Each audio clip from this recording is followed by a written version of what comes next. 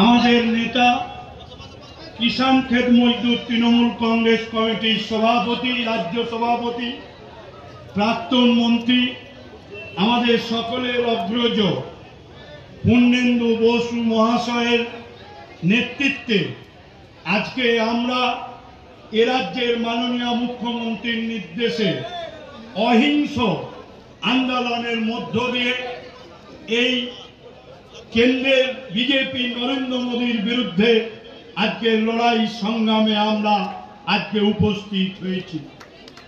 আজকে আমাদের এই সভার প্রতিবাদ সভার সভাপতি মাননীয় পূর্ণেন্দু বসু মহাশয়, সংগঠনে আমাদের রাজ্য সভাপতি, মঞ্চ উপবিষ্ট আছেন আমাদের রাজ্য সম্পাদক জয়প্রকাশ মজুমদার মহাশয়, আমাদের সাংসদ দোলা সেন মহাশয়, আমাদের লড়াকু নেতা এবং আমরা সকলেই অগ্রজ হিসেবে জানি সেই সঞ্জয় বক্সি মহাশয় উপস্থিত আছেন। আমাদের বিধায়করা উপস্থিত আছেন।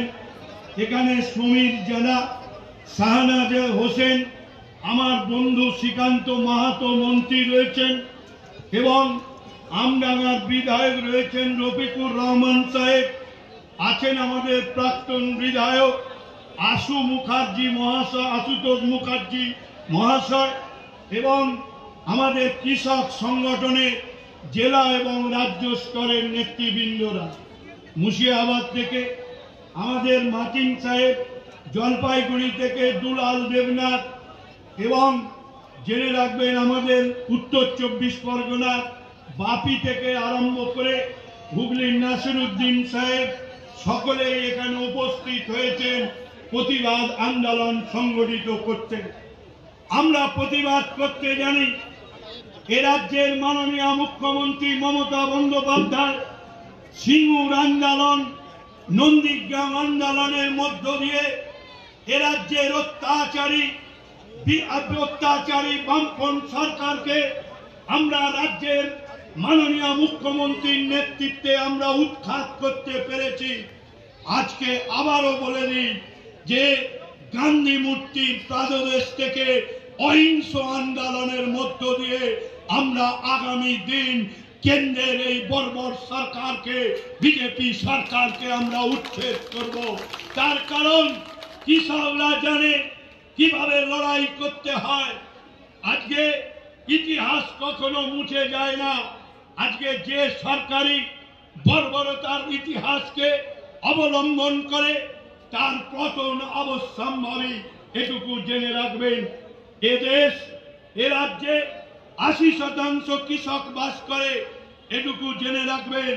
তাই কৃষকদের একদিকে যেরকম লাঞ্ছনা, একদিকে গঞ্ছনা, সারের দাম বৃদ্ধি সহ আজকে যেভাবে অন্যায় অত্যাচার আজকে 14 সাল থেকে এই নরেন্দ্র মোদী শুরু করেছে, তার 9তম সংযোজন এ রাজ্যের বাঙালিকে বাংলাদেশি সাজিয়ে আজকে আসাম এবং ত্রিপুরা থেকে পুশব্যাক করবার চেষ্টা করছে, তা প্রতিরোধ করতে হবে। তাই এই আন্দোলনকে এ রাজ্যের মাননীয় মুখ্যমন্ত্রী আমাদের দলের সভানেত্রীর নেতৃত্বে গ্রাম বাংলায় ছড়িয়ে দিতে হবে এবং 80% কৃষককে গ্রামে ফিরে গিয়ে সংগঠিত করতে হবে। এবং জেনে রাখবেন সামনে 26-এর নির্বাচন, এই নির্বাচনে বিজেপিকে 26 সালে 26 আসনে পাঠিয়ে দিতে হবে। এই প্রতিজ্ঞা আমাদের কৃষক সংগঠনের পক্ষ থেকে আমাদের নিতে হবে। SIR এর মাধ্যম দিয়ে তারা চেকিং করছে। আপনারা জানেন এই বাংলায় 22.5 লক্ষ আজকের মানুষ ভারতবর্ষের বিভিন্ন জায়গায় পরিযায়ী শ্রমিক হিসেবে রয়েছে। আপনার আমার বাড়ির ছেলেমেয়েরা, আত্মীয় স্বজনরা সকলেই রয়েছে। আজকে দেখা যাচ্ছে সেই বাঙালিদের ওপর নির্যাতন নিপীড়ন করছে। ইতিমধ্যে আমাদের সংসদে আমাদের এমপিরা লড়াই শুরু করেছেন নেত্রী নির্দেশে এবং যেখানেই বাঙালিরা অত্যাচারিত হচ্ছেন আমাদের এমপি প্রতিনিধিরা সেখানেই ছুটছেন। আজকে জেনে রাখবেন আমরা পশ্চিমবঙ্গের মানুষকে ঐক্যবদ্ধ করে এই আন্দোলনে মুখ্যমন্ত্রী নির্দেশকে পালন করে আমরা সামিল হব সকলে মিলে। জেনে রাখতে হবে 22.5 লক্ষ শ্রমিক কর্মচারী আমাদের প্রয়োজনে নয়। আপনারা জানেন বাংলার স্বর্ণ শিল্পীরা আন্তর্জাতিক খ্যাত নরেন্দ্র মোদীর ডবল ইঞ্জিন সরকারে স্বর্ণ শিল্পী নেই। বাংলা থেকে নিয়ে যেতে হয় বিজেপি নেতাদের গয়না বানানোর জন্য, এটুকু জেনে রাখবেন।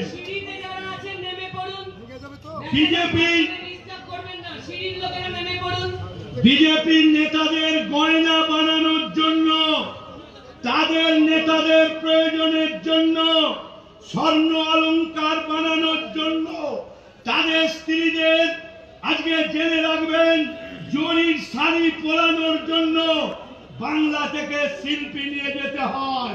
আজকে কেউ বাংলার প্রয়োজনে বাইরে যায় না, ওদের প্রয়োজনে নিয়ে যায়। আর সেখানে গিয়ে আজকে বাংলাদেশি তকমা দিয়ে বেছে এবং বিশেষ করে একটা সম্প্রদায়ের মানুষের ওপর আক্রোশ করে তারা এই অত্যাচার শুরু করেছে।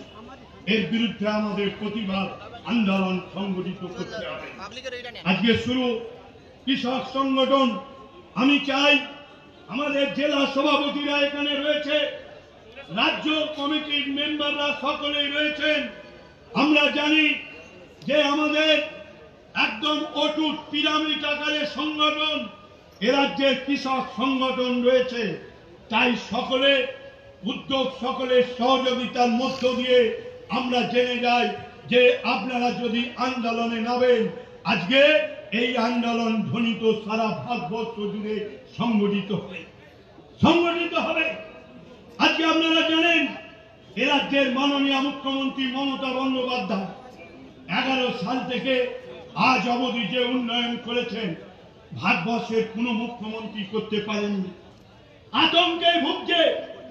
একটা টাইম নেতাজি সুভাষচন্দ্র বসুকে ভয় পেত ভারতবর্ষের অন্য প্রভিন্সের মানুষরা, আর আজকে আধুনিক যুগে মমতা বন্দ্যোপাধ্যায়কে ভয় পাচ্ছে বিজেপি RSS এর মতো কুলাঙ্গাররা। এটুকু জেনে রাখছে, তারা ভয় পাচ্ছে, আতঙ্কে রয়েছে। 21 সালে তারা ভেবেছিল ক্ষমতায় আসবো, আসতে পারেনি। তাই 22 সাল থেকে অর্থনৈতিক অবরোধ শুরু করেছে। আপনারা জানেন, আপনারা সকলেই গ্রামের মানুষ। গ্রামের 100 দিনের কাজ একটা রুজি রোজগারের বিষয়। আজকে সেই 100 দিনের কাজের টাকা বন্ধ করে দিয়েছে। এখানে হাইকোর্টে মামলা করা হয়েছিল। হাইকোর্ট আজকে জেনে রাখবেন 100 দিনের শ্রমজীবী মানুষদের পক্ষে রায় দিয়েছিল। সেই রায়কে চ্যালেঞ্জ করে আজকে সুপ্রিম কোর্টে গেছে নরেন্দ্র মোদী।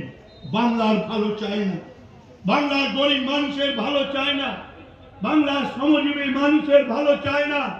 যদি চাইতো হাইকোর্টের নির্দেশ মেনে 100 দিনের কাজ চালু করতে পারত, কিন্তু তারা চালু করেনি। সুপ্রিম কোর্টে গেছে, তারা অজুহাত দেখাচ্ছে দুর্নীতি। জেনে রাখবেন আজকে ডবল ইঞ্জিন সরকারে অনেক বেশি দুর্নীতি সেখানে হয়েছে, এবং যে দুর্নীতি হয়েছে বিজেপির নেতারা, জনপ্রতিনিধিরা সকলে জড়িয়ে রয়েছে। আজকে জেনে রাখবেন তাদের টাকা বন্ধ করেনি, পশ্চিমবঙ্গের টাকা আজকে বন্ধ করেছে। গ্রামের গরিব মানুষের 11,48,000 গরিব মানুষের বাড়ি তৈরি টাকা বন্ধ করেছে 22 সাল থেকে বন্ধ করেছে। আজকে টাকা দেয়নি, কিন্তু 24-এর লোকসভা নির্বাচনের আগে মুখ্যমন্ত্রী প্রতিশ্রুতি দিয়েছিলেন কেন্দ্র টাকা দেয়নি, কিন্তু আমরা টাকা দিয়ে বাড়ি তৈরি করে দেব। প্রায় 12.5 লক্ষ গরিব মানুষের বাড়ি তৈরির কাজ আজকে চলছে, এটুকু জেনে রাখবেন। এবং মুখ্যমন্ত্রী এটাও প্রতিশ্রুতি দিয়েছেন আগামী ডিসেম্বর মাসের মধ্যে আরো 16 লক্ষ গরিব মানুষের বাড়ি গ্রাম বাংলায় তৈরি করে দেওয়া হবে। মুখ্যমন্ত্রী প্রতিশ্রুতি দিয়েছে। আবার জেনে রাখবেন গ্রামীণ সড়ক যোজনা আজকে 11 সাল থেকে এ রাজ্যের রাস্তা, পানীয় জল, বিদ্যুৎ এবং পরিকাঠামোগত উন্নয়নের ক্ষেত্রে দৃষ্টান্ত স্থাপন করেছিল। আজকে জেনে রাখবেন সেই গ্রামীণ সড়ক যোজনার টাকা আজকে বন্ধ করে দিয়েছে। গ্রামীণ সড়ক যোজনার টাকা বন্ধ, আজকে জাতীয় স্বাস্থ্য মিশনের টাকা বন্ধ। আজকে জেনে রাখবেন আমাদের এই বাংলার আজকে একটা বড় 15 ফিনান্সের টাকা, যারা পঞ্চায়েতে থাকেন তারা জানেন যে 15 ফিনান্সের টাকার মধ্য দিয়ে পঞ্চায়েতের গ্রামে বিভিন্ন রকম উন্নয়ন হয়। সেই টাকা তারা বন্ধ করে দেওয়ার চক্রান্ত করছে। তাই তারা বাংলাকে আজকে কণ্ঠরোধ করে মেরে ফেলার চেষ্টা করছে, ঠিক হাতে না মেরে ভাতে মারার জন্য।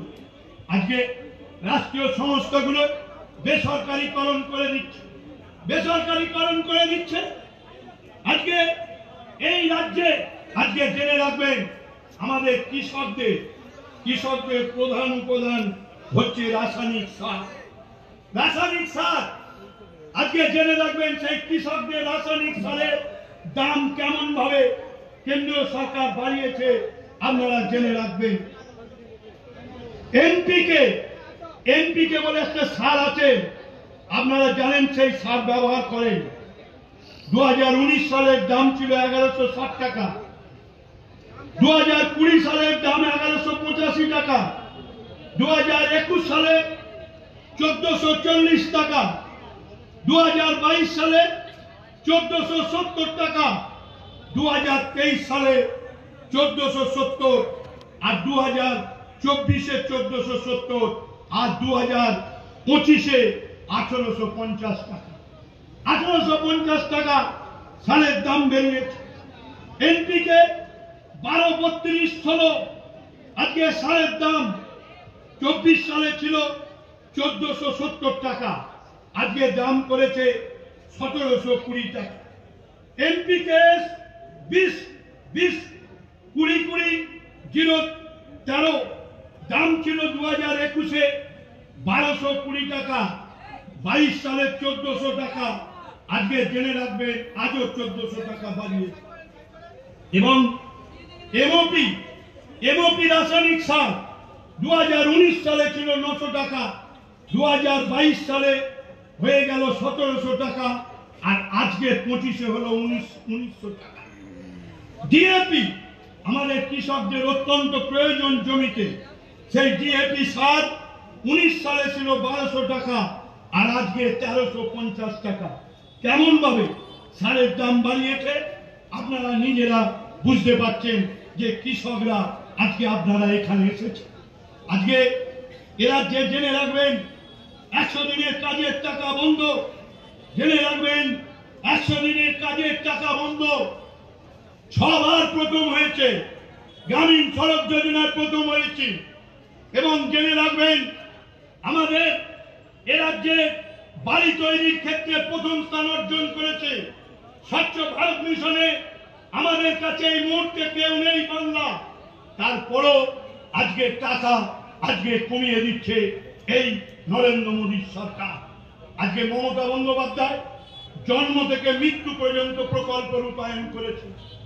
জন্মালে সবুজ শির গাছ, জেনে রাখবেন সবুজ শির গাছ, একটু বড় হবে শিশু, বই খাতা পেন জুতো স্কুল ড্রেস মিড ডে মিলের চাল সবুজ পাতি সাইকেল আজকে পাবে, সবুজ সাথী সাইকেল পাবে, কন্যাশ্রী প্রকল্প।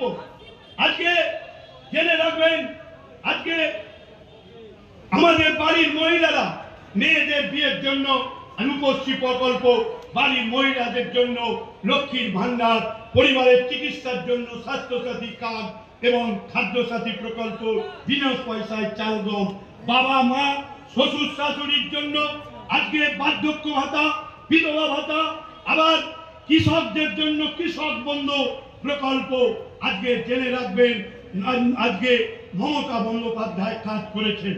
তাই বুঝে গেছেন এ রাজ্য থেকে মমতা বন্দ্যোপাধ্যায়কে সরানো যাবে না, সরানো যাবে না। তাই চক্রান্ত শুরু হয়েছে। আমি শুধু একটা পরিসংখ্যান দেবো। কৃষি ক্ষেত্রে আপনারা কৃষক শ্রমজীবী মানুষ, কৃষি ক্ষেত্রে কি পরিসংখ্যান আছে শুধু আমি এই পরিসংখ্যানটা দিয়ে আমি বক্তব্য শেষ করব।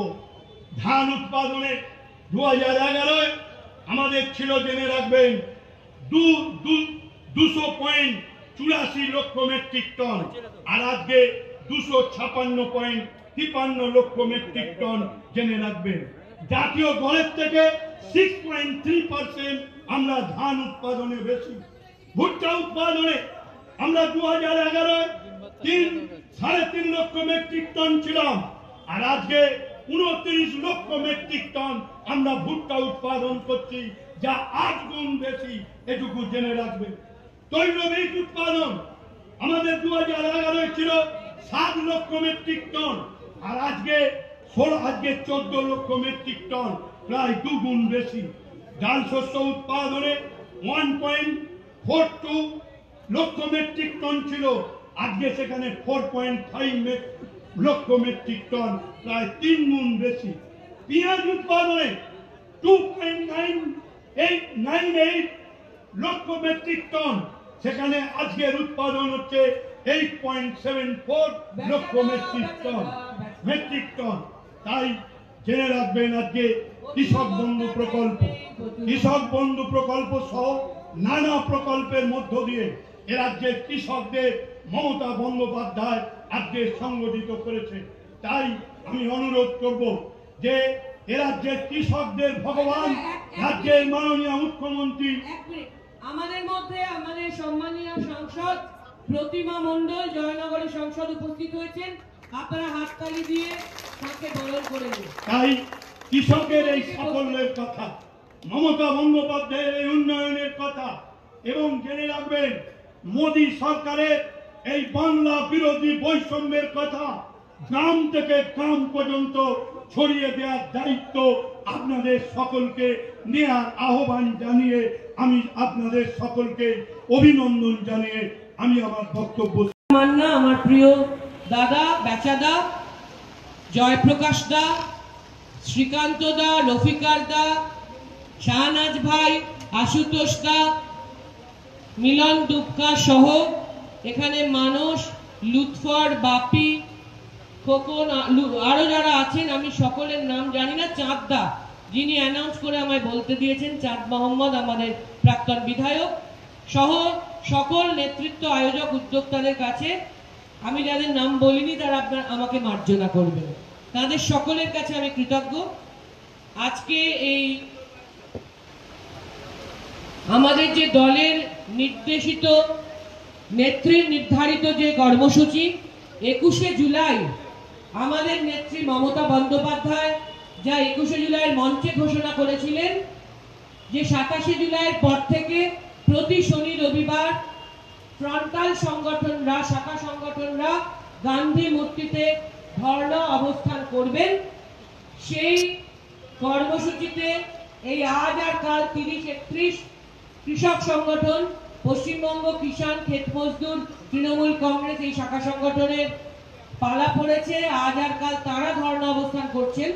সেই কর্মসূচিতে প্রথমেই আমাকে বলতে দেওয়ার জন্য আমি আবারও নতমস্তকে উপস্থিত সমস্ত আয়োজক, উদ্যোক্তা, কৃষক বন্ধু এবং সংগঠকদের কাছে আমার কৃতজ্ঞতা প্রকাশ করছি। বন্ধু, আমি বেশি বড় বলবো না, কারণ অনেক বক্তা আছেন এবং আমাদের অনেক বিশিষ্টরাও আছেন। এক্ষুনি সৈকত মিত্র দাদা ফোন করেছিলেন, উনি আসছেন, ভিক্টোরিয়া মেমোরিয়াল পেরিয়ে গেছেন। উনি আপনাদের গানও শোনাবেন, ভাষণও দেবেন। তো আমি সংক্ষেপে বলবো, কিন্তু অনেক বিষয় আছে বলার। আমি দেখতে পাচ্ছি সম্ভবত পাথর প্রতিমার বিধায়ক আমাদের সমীর জানা মহাশয় আসছেন, তাকে আপনারা একটু মঞ্চে আসতে দেবেন। আমাদের সমীর দা আসছেন, পাথর প্রতিমার বিধায়ক সমীর জানা মহাশয়, আপনারা আবারও একটু হাততালি দিয়ে তাকে মঞ্চে বরণ করে নিন। আর অফিসিয়াল বরণ একটু পরে আবার কৃষক সংগঠনের বন্ধুরা করে নেবেন। সমিতা ওয়েলকাম।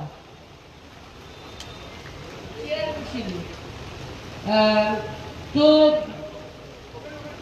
খুব সংক্ষেপে যেটা আমি বলতে চাই সেটা হচ্ছে 11 সালে যখন সারা পশ্চিমবঙ্গের বহু মানুষের আশীর্বাদ নিয়ে বহু বহু বহু বছরের লড়াই সংগ্রামের পর অনেকের সারা জীবনের স্বপ্ন নিয়ে 34 বছরের জগদ্দল পাথরকে সরিয়ে মমতা বন্দ্যোপাধ্যায় মুখ্যমন্ত্রী হলেন, তখন তারপর সিপিএম কংগ্রেস যারা বিরোধী হয়ে গেল তারা ভেবেছিল যে যাই হোক এই 11 সালে কোনোবারে জিতে গেছে আর জিততে পারবে না, সেই চিন্তা করে 16 সালে তারা সিপিএম কংগ্রেস জোট হলো।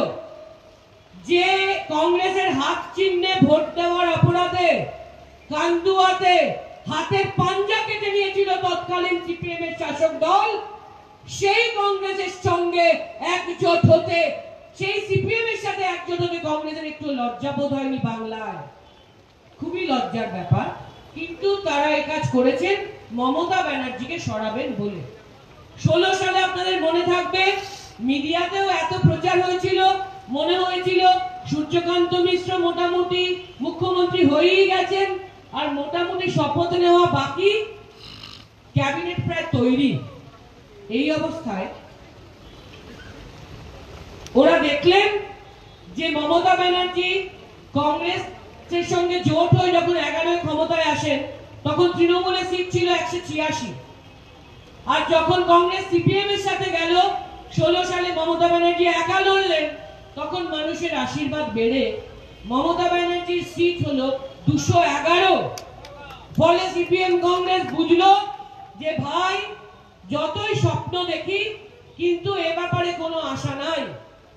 আমাদের মধ্যে আমাদের দলের অনেক দিনের পুরনো নেতা সম্মানীয় সঞ্জয় বক্সী এসেছেন, আপনারা সকলে করতালি দিয়ে সঞ্জয় দাকে বরণ করে নিন। সঞ্জয় দা চেয়ারে বসে পড়ুন। আরে ওইটাতেই বসাও না।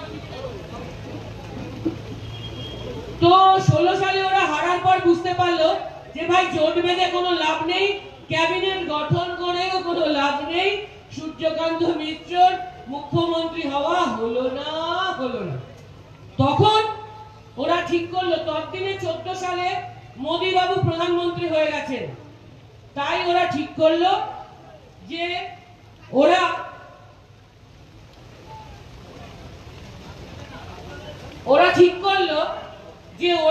ছোড়দা নেতা হয়ে যাবে। সিপিএম কংগ্রেস আর অত বেশি মাস্তানি দেখাবে না, বাংলায় ওরা ছোড়দা মেজদা হয়ে গেল, হয়ে গিয়ে মোদী বাবুকে বিজেপিকে গর্দা ঠাউরে নিল। 19 সালে সিপিএম কংগ্রেস একটাও এমপি পাঠালো না কেন্দ্রে, সব বর্দার পায়ে দিয়ে দিল, ছোড়দা মেজদা হয়ে সমস্ত সাপোর্ট দিয়ে দিল বিজেপিকে, যাতে মমতা ব্যানার্জিকে সরাতে পারে। যত দোষ নন্দ ঘোষের মতো একমাত্র শত্রু হচ্ছে এদের বাংলায় মমতা ব্যানার্জি। তার কারণ মোদী বাবু পর্যন্ত আমাদের নেত্রী মমতা বন্দ্যোপাধ্যায়কে একমাত্র কাউন্ট করেন, একমাত্র ভয় পান। এবার 19 সালে ওরা 18টা সিট পেল। এটা এত স্লিপ করছে, পড়ে গেলে তখন ভাষণ দেবে কে? এটা স্লিপ করছে। তো বর্দা হয়ে 18টা সিট পেলেন বিজেপি, সিপিএম কংগ্রেস সাপোর্ট দিল ছোড়দা মেজদারা। সেই জন্য ভাবলো যে 9 সালে মমতা বন্দ্যোপাধ্যায় 19টা সিট পেয়েছিলেন, 11 সালে মমতা বন্দ্যোপাধ্যায় মুখ্যমন্ত্রী, তাহলে বিজেপি যখন বর্দা যখন 18টা সিট পেয়েছে তাহলে 21-এ তারা মুখ্যমন্ত্রী। এই আশায় 21 সালে 3 মাস কেন্দ্রীয় সরকারের গোটা ভারতবর্ষের সব কাজ বন্ধ রইল। 3 মাস ধরে মোদী বাবু আর তার মোটা ভাই অমিত শাহ বাবু, আমাদের প্রধানমন্ত্রী এবং স্বরাষ্ট্রমন্ত্রীর চেয়ারকে সম্মান জানিয়ে বলছি, তারা দুজনে পালা করে আসতে থাকলেন আপ কি বার 200 পার করতে করতে। তখন কি দেখা গেল, তখন ওদের 42 জন মন্ত্রীকে 42টা পার্লামেন্টারি কেন্দ্রে ওরা দায়িত্ব দিলেন, 7টা করে বিধানসভার দায়িত্ব, 1টা করে মন্ত্রী। 3 মাস রাজ্যপাট বন্ধ রইল, কিন্তু আপ কি বার 200 পারের হুঙ্কার কাজ হলো না। মমতা বন্দ্যোপাধ্যায় মানুষের হৃদয়ে তার স্থান, তাই আপ কি বার 200 পারকে হারিয়ে, মোদী বাবু অমিত শাহকে হারিয়ে বাংলার মানুষ তৃতীয়বার মমতা ব্যানার্জিকে মুখ্যমন্ত্রী করলেন এবং তিনি সিট পেলেন 217। ফলে ওরা বুঝলো যে বর্দার হাত যতই মেজদা ছোট্টারা শক্তিশালী করুক, তবুও মমতা ব্যানার্জির সঙ্গে পারা যাবে না এবং আপ কি বার 200 পার ওইভাবে হারার ফলে শেষ পর্যন্ত মোদী বাবু প্রচন্ড রেগে যান। উনি এমনি একটু ঘামান্টি টাইপের, হার ওনার পছন্দ না। সারা দেশে উনি জিতছেন, বাংলায় 5 ফুট হাইটের মমতা ব্যানার্জি, কি এমন ক্ষমতা, এত হুঙ্কার দিয়ে হারাতে পারছি না। সেই রাগে মোদী বাবু টাকা বন্ধ করলেন, বললেন হাতে মারতে পারিনি তো ভাতে মারবো। টাকা বন্ধ হলো, তাতেই শুধু হলো না, তারপর থেকে যে কোনো স্কিমে, যে কোনো ব্যাপারে, আজও কেন্দ্রীয় সরকারে যে কোনো পরীক্ষায় সমস্ত রাজ্য সরকারকে হারিয়ে বাংলা, মমতা ব্যানার্জি বাংলা প্রথম স্থান পায়। আর ততই হিংসায় মোদী বাবুরা জ্বলেন। সেই জ্বলুনিতে টাকা বন্ধ হলো আবাসের, টাকা বন্ধ হলো এনজিএনআরইজি এর, খাটা টাকা, পরিশ্রম করা টাকা বেআইনি বন্ধ করে রাখা যায় না, তাও 4 বছরের ওপর বন্ধ করে রেখেছে, তাতেও হলো না। তারপরে 24 সালে ভেবেছিল যে ওদের ক্ষমতায় ওরা দেশে 303 থেকে এবার 404-এ যাবে, তাই ভাষণও দিয়েছিল আপ কি বার 400 পার। কিন্তু এত অন্যায় করেছে আর যা যা করবে বলেছে। আমাদের মধ্যে প্রখ্যাত সঙ্গীত শিল্পী সৈকত মিত্র উপস্থিত হয়েছেন, আপনারা তাকেও হাততালি দিয়ে বরণ করুন। সৈকত দা ওয়েলকাম। সৈকত দাকে চেয়ারে বসিয়ে দিন আপনারা প্লিজ, নিয়ে গিয়ে। তো ওরা ভেবেছিল 303 থেকে 404 হয়ে যাবে, 19 থেকে 24, কিন্তু মানুষ শেষ পর্যন্ত শেষ কথা বলে। পৃথিবীর ইতিহাস বারবার প্রমাণ করেছে কোনদিন কুৎসা, অপপ্রচার, ষড়যন্ত্র, মিথ্যা, অন্যায় শেষ কথা বলে না। শেষ কথা বলে সত্য, শেষ কথা বলেন ন্যায়, শেষ কথা বলেন মানুষ। তাই মানুষ শেষ কথা বললেন এবং 24 সালে ওদের 303 থেকে 404 তো দূরস্থান, সিঙ্গেল লার্জেস্ট পার্টি হতে পারলো না, 240-এ নেমে এলো। তারপর চন্দ্রবাবু নাইডু আর নীতিশ কুমারের সহযোগিতায় ওরা চালাচ্ছিল, এখনো চালাচ্ছে 240 নিয়ে। এবার ওদের রাগ আরো বেড়ে গেল, 303 থেকে কেন্দ্রেও 240, বাংলায় তো জিততে পারিনি। 200 পারের বদলে 77 পেয়েছিল, 77ও কেটে কেটে যাচ্ছে। ওদের চাকরি নিয়ে টানাটানি। এখন যা পরিস্থিতি, আগামী ইলেকশনে 26-এ ওরা 40-এরও নিচে থাকবে। তাই ওদের টেনশন আরো বেড়ে গেছে, মাথা গরমও বেড়ে গেছে। সেই পরিস্থিতিতে ওরা এখন শুরু হয়েছে, 24 সালে যখন দেখলো 303 থেকে 240, তখন তাড়াতাড়ি দিল্লি, মহারাষ্ট্র এবং হরিয়ানায় প্রচুর ভোটার বাড়িয়ে দিল।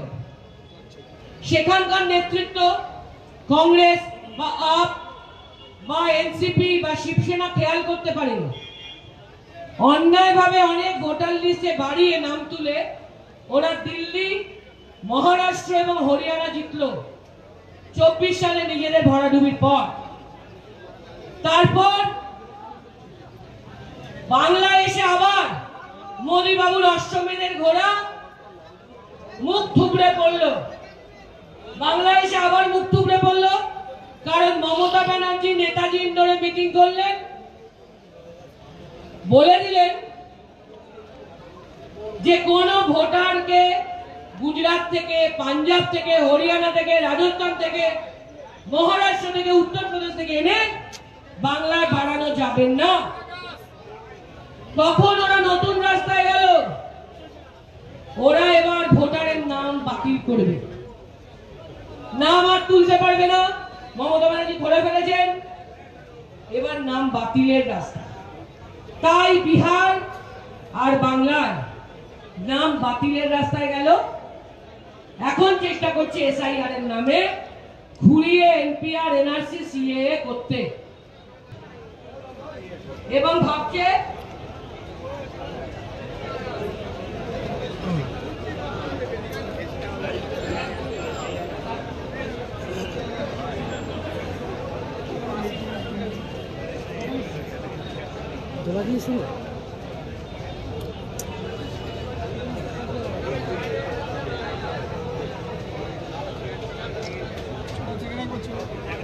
ওরা ঘুরিয়ে এনপিআর, এনআরসি, সিএএ করার জন্য এসআইআর নিয়ে এলো। ভাবলো বিহার আর বাংলায় নাম বাতিল করব, বলবো সব রোহিঙ্গা বাংলাদেশি অনুপ্রবেশকারীকে মমতা ব্যানার্জি ঢুকিয়েছেন। বিহারে 65 লাখ লোকের নাম বাদ দিয়েছে, বাংলায় আরো বেশি নাম দেওয়ার ইচ্ছা। আপনারা দয়া করে মাইকের বাইরে যদি কথা না বলেন ভাই, তাহলে মিটিং চলতে সুবিধা হবে। এইবার ওরা যেটা বুঝতে পারেনি সেটা হচ্ছে মমতা ব্যানার্জি তো মমতা ব্যানার্জি আছেন, যেমন আপকি বার 200 বার মুখ থুবড়ে পড়েছে, তেমন আজকে যদি রোহিঙ্গা অনুপ্রবেশকারীতে ভরে গেছে বলেন, তাহলে আমরা প্রশ্ন তুলব 25 সালে বিহার, 26 সালে বাংলায় ভোট যদি এসআইআর বা এনপিআর, এনআরসি, সিএএ করে করা না যায়, তাহলে এই ভোটার লিস্টে 24 সালে মোদী বাবু প্রধানমন্ত্রী হয়েছেন, তিনি আগে পদত্যাগ করবেন।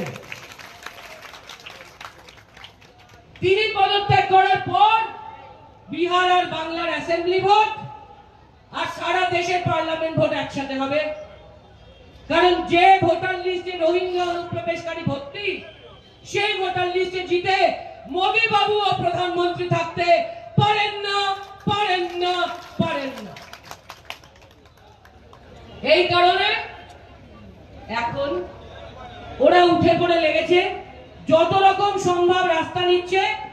তার একটা নতুন রাস্তা, বাংলা ভাষায় কথা বললেই তাকে বাংলাদেশি বলে দেওয়া, এবং যত ডবল ইঞ্জিন গভর্নমেন্ট আছে, যত বিজেপি রাজ্য সরকার আছে, সব জায়গায় বাংলা ভাষায় কথা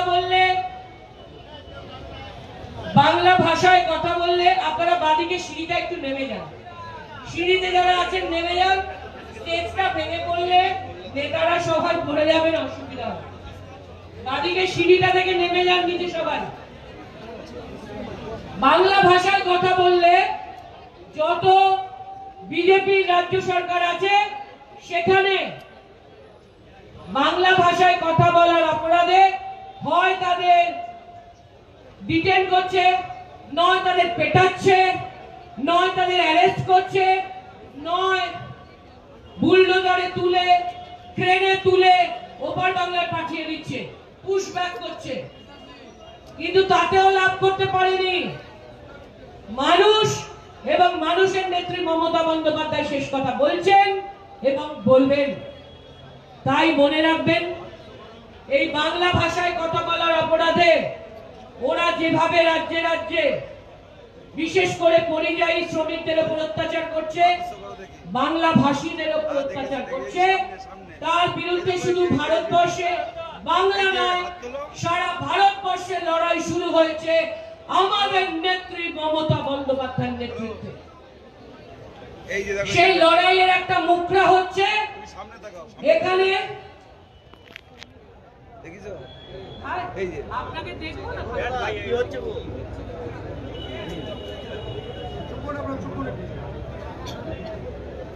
ফলে তার একটা মুখরা হচ্ছে নেত্রীর নির্দেশে 21শে জুলাইয়ের পর থেকে 27শে জুলাইয়ের পর থেকে যেটা হচ্ছে, এখানে শাখা সংগঠনরা দুদিন করে শনিবার রবিবার ধর্ণা অবস্থান করছেন।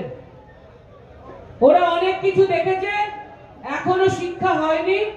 মমতা ব্যানার্জির আরো ক্ষমতা ওরা দেখতে চায়। 26-এর ভোটে ওরা 40-এর নিচে তো যাবেই, প্লাস এই বাংলা ভাষাকে কেন্দ্র করে যেভাবে বাংলা ভাষায় কথা বললেই বাংলাদেশি রোহিঙ্গা বলে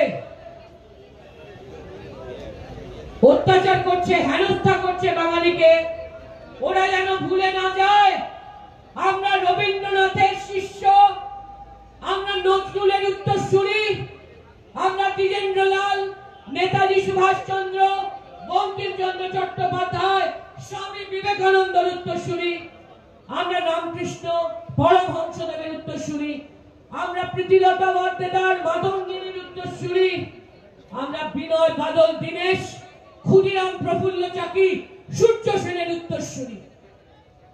মমতা বন্দ্যোপাধ্যায় সেই উত্তরসূরি হিসেবে আমাদের নেতৃত্বে আছেন। আমাদের সৌভাগ্য, আমাদের জীবদ্দশায় আমরা মমতা বন্দ্যোপাধ্যায়কে নেত্রী হিসেবে পেয়েছি, আমাদের মুখ্যমন্ত্রী হিসেবে পেয়েছি।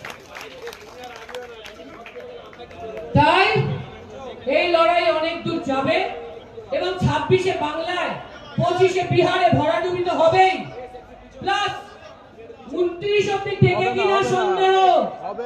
বিহার বাংলায় ভরাডুবি হলে 29 অব্দি আর ভোট করতে হবে না, তার আগেই ওদের ভরাডুবি হবে। আর যদি বা কোন রকমে কচিয়ে কাকিয়ে কোকিয়ে পায়ে পায়ে ধরে 29 অব্দি টিকেও যায়, তারপর যেভাবে মানুষ 303 থেকে 240-এ নামিয়েছে, সেভাবেই মানুষ 240 থেকে ওদের 140-এর নিচে নামিয়ে দেবে। ওরা কোনোভাবেই এই তানাশাহী, তুগলকশাহী, হিটলারশাহী, মোদীশাহীরা কোনোভাবেই ভারতবর্ষে থাকতে পারবে না, পারবে না, পারবে না। আমাদের নেত্রীকে শ্রদ্ধা জানিয়ে পশ্চিমবঙ্গ কিষাণ ক্ষেত মজুর তৃণমূল কংগ্রেসের সমস্ত নেতৃত্বকে, আমাদের দলের সুব্রত বক্সী সহ সমস্ত নেতৃত্বকে, এখানে উপস্থিত সবাইকে আবারও শ্রদ্ধা, প্রণাম, সালাম, জোহার জানিয়ে আমাকে প্রথমে সুযোগ দেওয়ার জন্য আপনাদেরকে আবারও কৃতজ্ঞতা প্রকাশ করে আমি এখনকার মতন আমার ভাষণ শেষ করছি। আপনারা সবাই ভালো থাকবেন, কেউ আপনাদের কোন ডকুমেন্ট কাউকে দেবেন না, কেউ এক বিন্দু ভয় পাবেন না। মাথার উপর মমতা ব্যানার্জি আছেন, তিনি পথ দেখাচ্ছেন, আমরা আস্তে আস্তে আস্তে আস্তে ঠিক আমাদের লক্ষ্যে পৌঁছবো, ছোট্ট ছোট্ট পায়ে চলতে চলতে ঠিক পৌঁছে যাব। ধন্যবাদ, নমস্কার, জয় হিন্দ, বন্দে মাতরম, খুদা হাফিজ, জোহার। মমতা ব্যানার্জি জিন্দাবাদ, তৃণমূল কংগ্রেস জিন্দাবাদ, পশ্চিমবঙ্গ কিষাণ ক্ষেত মজুর তৃণমূল কংগ্রেস জিন্দাবাদ। জয় হিন্দ, জয় বাংলা, জয় মমতা, জয় মামাটি মানুষ। ধন্যবাদ, নমস্কার। সাংসদ তিনি আছেন এবং এছাড়াও অনেকে ছিলেন, বক্তব্য রেখেছেন, চলেও গেছেন, তাই তাদের নাম আর বলছি না। শান্তা ছেত্রীর সাথে একসাথে কাজ করেছি, রাজ্যসভার সাংসদ, তিনি চলে গিয়েছেন। বৈশানাথ চক্রবর্তী, আমি প্রতিবেশী ওনার, উনি আছেন কাউন্সিলর এখানে।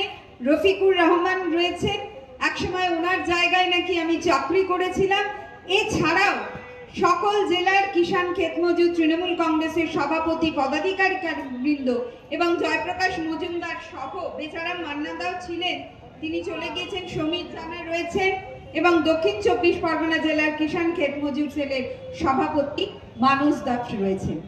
আজকের সভা যে বিষয়বস্তু নিয়ে মমতা বন্দ্যোপাধ্যায় বলেছেন আন্দোলন করতে, সেটি হলো বাংলা ভাষার উপরে অপমান এবং বাংলা ভাষায় যারা কথা বলছে পরিযায়ী শ্রমিক হিসাবে কাজের ক্ষেত্রে বা পড়াশুনো করতে গিয়েছে যারা, চিকিৎসা করতে গিয়েছে যারা, এই পশ্চিমবঙ্গ থেকে অন্য রাজ্যে যাদের উপরে অত্যাচার হচ্ছে, তাদের এই অন্যায়ের বিরুদ্ধে তৃণমূল কংগ্রেস পথে নেমেছে।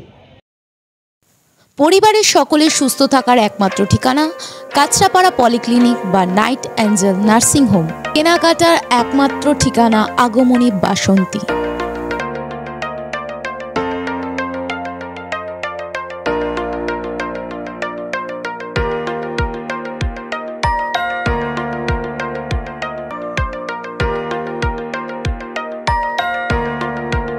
এখানে আমাদের সব থেকে মানে এখানে আশেপাশে দেখছি একটু খাবার একটু অসুবিধা হচ্ছিল, তো আমি দেখলাম কি এখানে একটা ছোট্ট একটা চায়ের দোকান করব।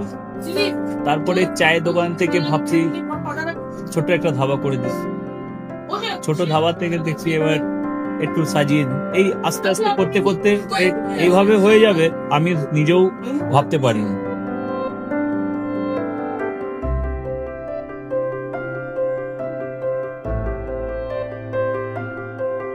ব্যবহারের জন্য আমাদের এখানে কার পার্কিং থেকে নিয়ে গেস্ট খাবার থেকে নিয়ে বাড়ি এরকম কিছু ব্যাপার যদি থাকে তো মানুষকে বাড়িতে আমরা সার্ভিস দিতে পারবো, এইভাবেও আমরা চেষ্টা করব।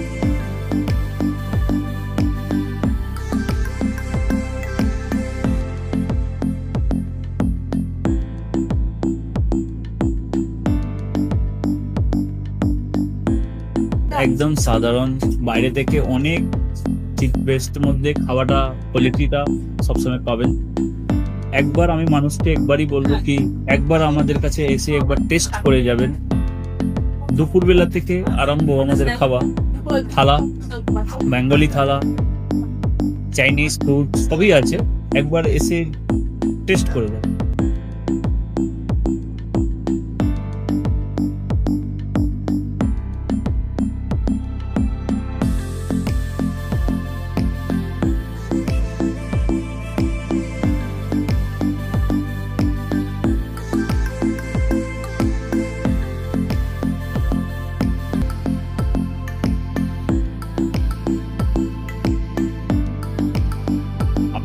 চ্যানেলের মাধ্যমে বলি একবার আসুন কেশরী ধাবাতে দেখেন। আমার নাম রঞ্জন কেশরী।